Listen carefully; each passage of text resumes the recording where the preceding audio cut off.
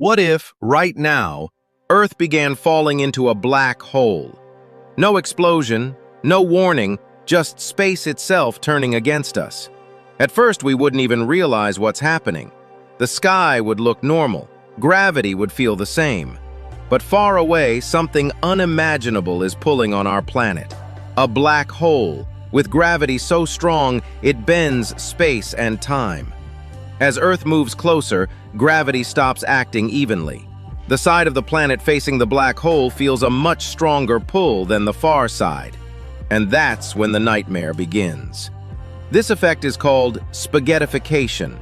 Just like stretching a piece of dough, Earth starts to elongate. Oceans rise. The crust cracks. The entire planet is slowly pulled into a long, thin stream of matter. Not just people. The Earth itself turns into cosmic spaghetti.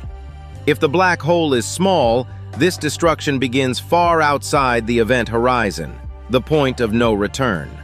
The planet would be torn apart long before crossing it. But if the black hole is supermassive, something even stranger happens.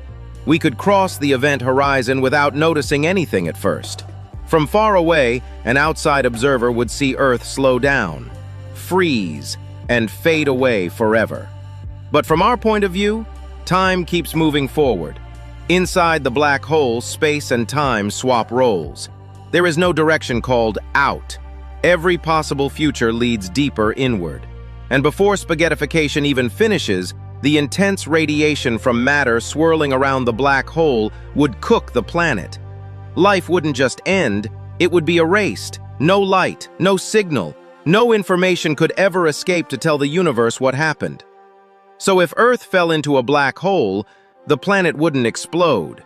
It would be slowly unmade by the most powerful force in the universe.